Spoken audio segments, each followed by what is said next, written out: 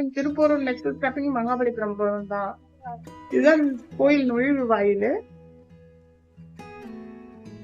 Bus இது கிட்டேயே தான் நிறுத்திடுவாங்க, கோயில்கிட்டயே நிறுத்துவாங்க. நெக்ஸ்ட் ஸ்டாப்பிங் வந்து பஸ் ஸ்டாண்டு. நம்ம கோயில்கிட்டயே இறங்கிக்கலாம், நடக்கவே தேவையில்லை.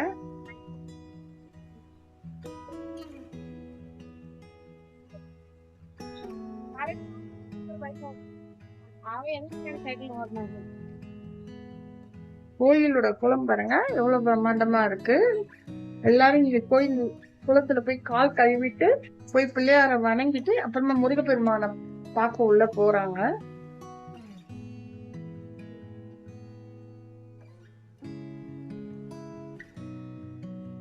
இந்த கோயில் பாத்தீங்கன்னா திருப்பூர் கந்தசாமி கோயில். திருப்பூர் கந்தசாமி கோயில் கிட்ட வந்திருக்கோம் இப்போ. சேனல் பிடிச்சிருந்தா சப்ஸ்கிரைப் பண்ணுங்க. தேங்க்யூ. இந்த கோயில் 300 வருஷங்களுக்கு உருவானவைதான். ஆனா இந்த கோயில் பாத்தீங்கன்னா ரொம்ப பழமையான கோயில். குளம் 300 வருஷங்களுக்கு முன்னாடி உருவானதுதான்.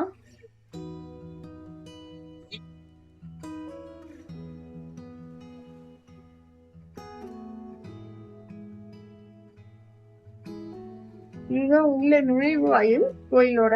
இது தெற்கு நுழைவு வாயில், கிழக்கு நுழைவு வாயில். அதான் நம்ம பஸ் ஸ்டாண்ட்ல இருந்து இறங்கினோடனே இந்த கோயில் நுழைவு வாயில் தான் உள்ள போவோம்.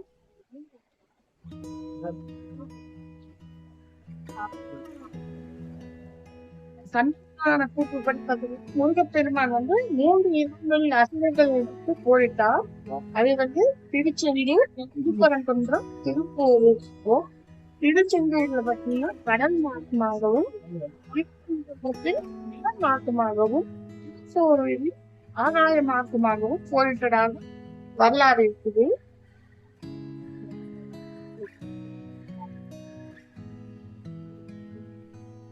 அவர் மதுரை மாவட்டம் சிதம்பரம் அணுகலா கனவுல வந்து இந்த மாதிரி பனைமரத்தடியில வந்து நான் கேட்பாரற்று கேட்கிறேன்.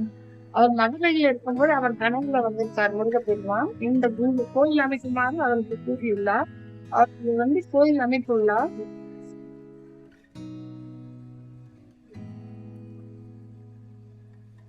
இன்னைக்கு கூட்டமே இல்லாததால ஸ்ரீதர்ஷன் ஃப்ரீயாவே இருந்தது. கூட்டமே இல்ல. உள்ள முருகப்பெருமான போயிட்டு நல்லா தரிசித்து வெளியில வந்தோம்.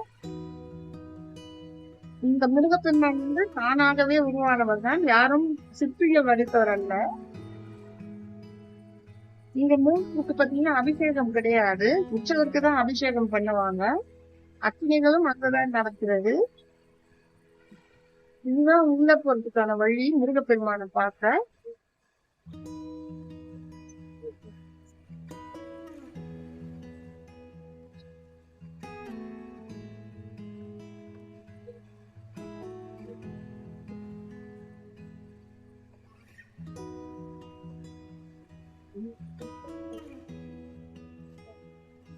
கோயில முருகப்பெருமான பார்த்துட்டு வந்துட்டு கோயில சுத்திட்டு வரலாம். நம்ம முருகப்பெருமான வள்ளி தெய்வ யானையோடு காட்சி தருகிறார்.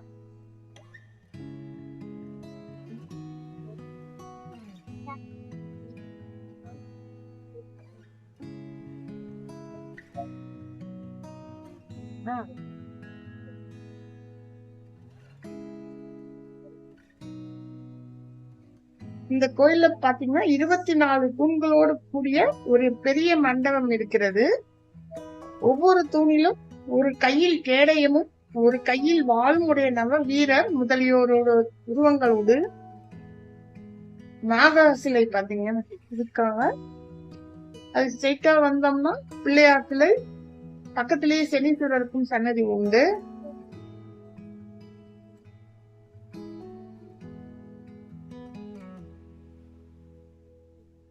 இது போர் நடந்த இடம் ஆதலால் சூரபத்மனின் துணைவர்களான அசுரர்கள் போருக்கு எழுந்த போது அவர்களை இங்குதான் வென்றார் என்பதுதானே வரலாறு.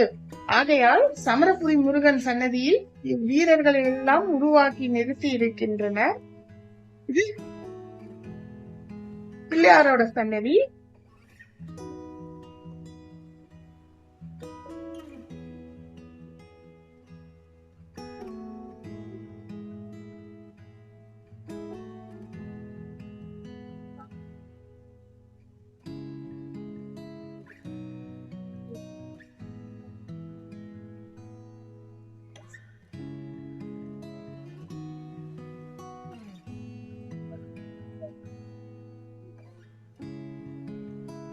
பாருங்க பிள்ளையார் எவ்வளவு அழகா இருக்காரு.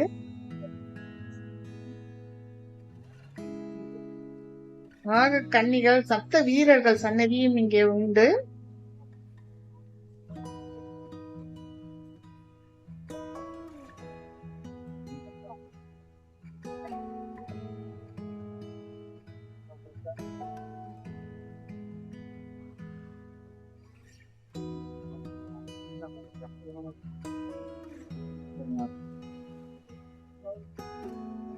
ரொம்ப பழமையான கோயில் இது. இப்போ இது புதுப்பிச்சிருக்காங்க. ரொம்ப அழகா இருக்கிறதுக்கு.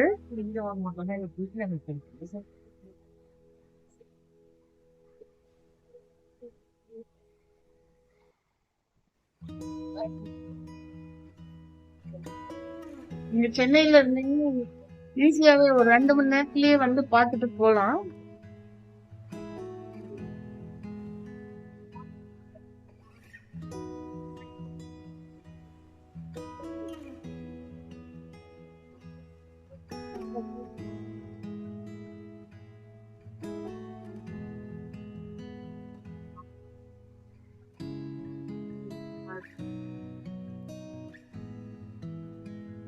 இந்த கோயில் திறந்திருக்கும் நேரம் பாத்தீங்கன்னா காலையில 6 மணில இருந்து 12:30 வரைக்கும், திருப்பி ஈவினிங்ல பாத்தீங்கன்னா 3:30ல இருந்து 8:30 வரைக்கும் திறந்திருக்கும் இந்த கோயிலு. இங்க உற்சவர் சிலைக்குதான் அபிஷேகம் எல்லாம் நடக்கும். உற்சவர் சிலையை பாருங்க, அர்ச்சனையும் இங்கதான் பண்றாங்க.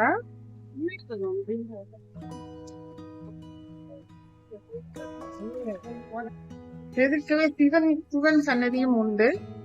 அம்பாள் சன்னதி, சிவன் சன்னதி உண்டு. உங்களை வணங்கி அப்படியே ஸ்ட்ரெயிட்டா வந்தீங்க, இந்த கோயிலோட தொழில்நுட்பமும் இருக்கு. வன்னி மரம்,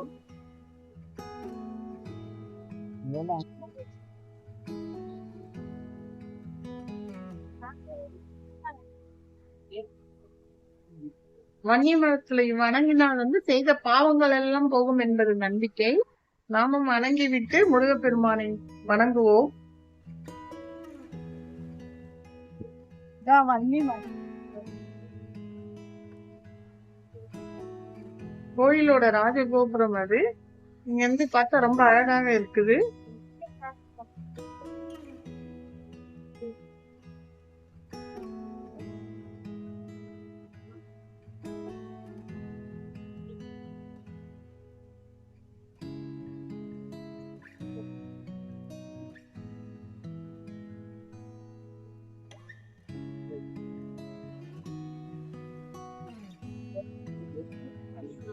அப்படியே வெளியில வந்தோம்னா பாருங்க வீரர்கள் சிலை எல்லாம் இருக்கு. இது பல்லவர் காலத்தில் கட்டப்பட்ட கோயில் என்று நம்பப்படுகிறது.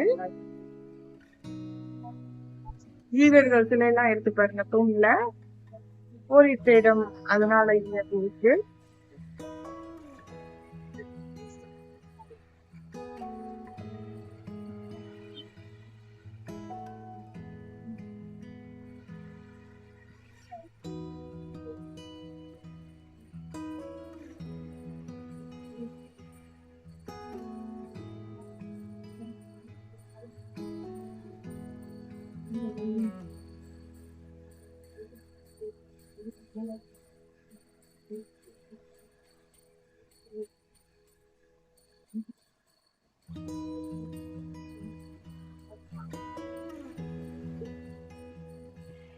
பிடிச்சிருந்தா சேனலை சப்ஸ்கிரைப் பண்ணுங்க,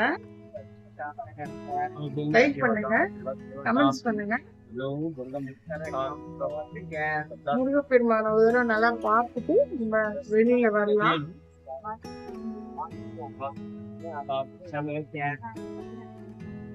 யார் யார் யார்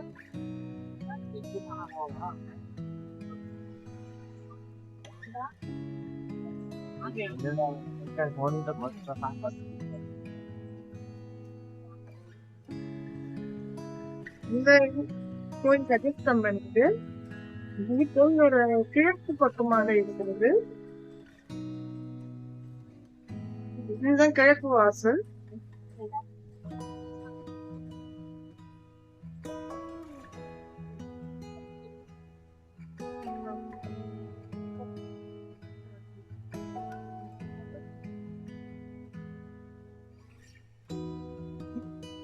இங்க பெண்களுக்கு தனியாக குளிக்க வசதி இருக்கு. பெண்களுக்கு மட்டும் குளிச்சுட்டு மொட்டை அடிக்கிறதுக்கு எல்லாம் கூட இங்க வசதி இருக்கு. கிழக்கு வாசல் வழியா வந்தீங்கன்னா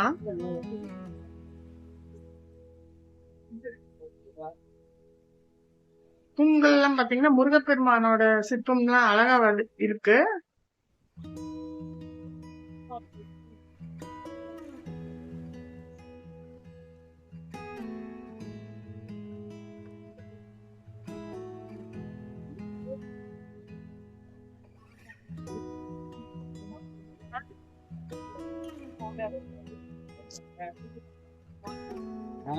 அவ்வளவுதான், முருகப்பெருமானை பார்த்தாச்சு.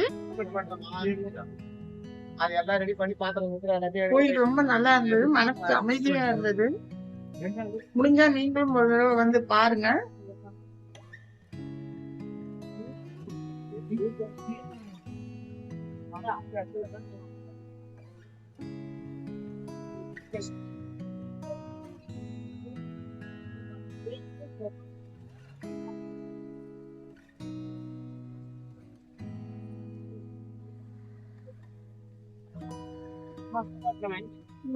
தெற்கு வாசல் வழியா வந்து பஸ் ஏறி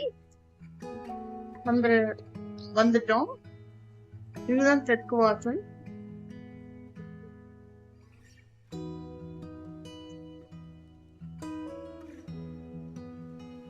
இங்க முருகப்பெருமானோட படங்கள் அதெல்லாம் விற்கிறாங்க, வேணும்னா நீங்க வாங்கிக்கலாம்.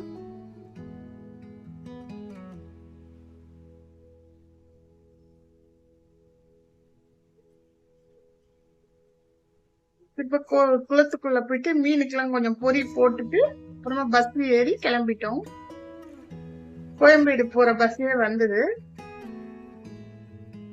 கோயம்பேடுல வந்து இறங்கிட்டோம். நாங்க டிக்கெட் சார்ஜ் பாத்தீங்கன்னா 45 rupees வாங்கினாங்க.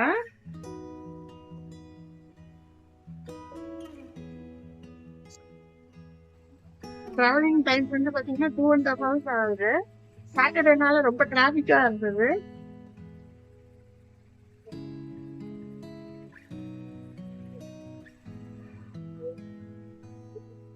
சென்னையில இருந்தீங்கன்னா வந்து பாருங்க.